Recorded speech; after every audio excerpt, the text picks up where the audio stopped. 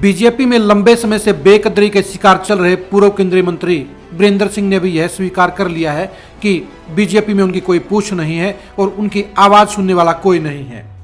इसलिए वीरेंद्र सिंह ने 23 मार्च के अपने प्रस्तावित कार्यक्रम का नाम ही मेरी आवाज सुनो रख दिया है।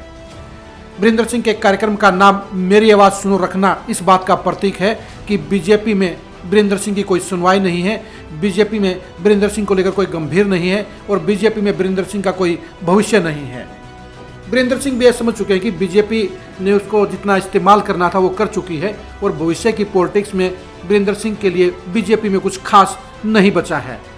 इसलिए वीरेंद्र सिंह भी नई पारी की तलाश में, नए अवसर की तलाश में और नई पार्टी की तलाश में लग गए हैं। वीरेंद्र सिंह पिछले 6 महीने से लगातार पूरे प्रदेश में अपने समर्थकों के साथ बैठकें करके चर्चा कर रहे हैं कि अगला फैसला क्या लिया जाए।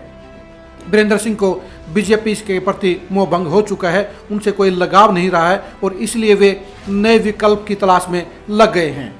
वीरेंद्र सिंह का 23 मार्च का कार्यक्रम बेशक गैर पॉलिटिकल घोषित किया गया है, लेकिन पॉलिटिक्स से जानकार यह कहते हैं कि वीरेंद्र सिंह का कार्यक्रम उनकी फ्यूचर पॉलिटिक्स के हिसाब से एक प्लेटफार्म है, एक निर्णायक कार्यक्रम है।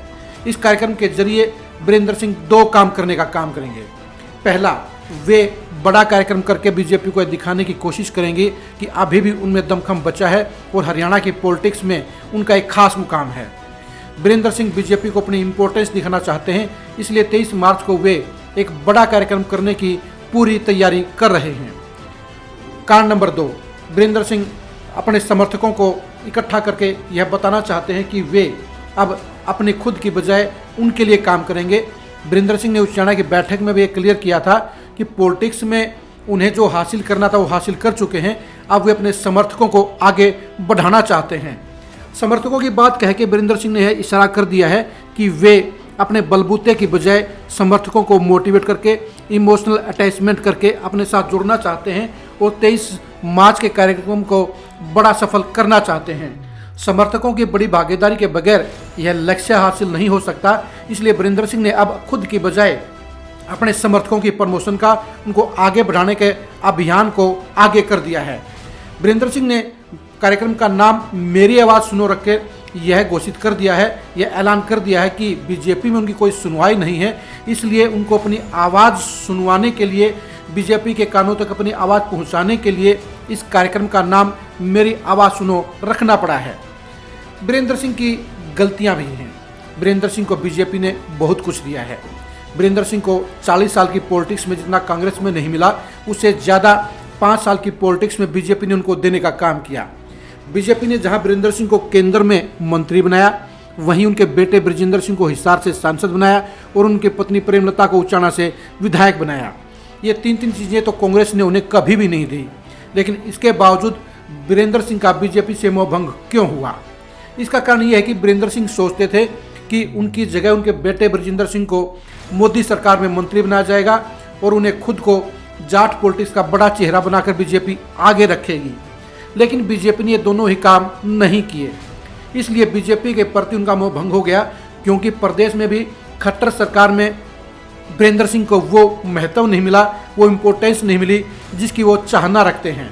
वीरेंद्र सिंह को अनदेखा किया गया, उनको इग्नोर किया गया और खुद उनके हलके उचाना और जिले जींद में भी उनको अनदेखा किया गया।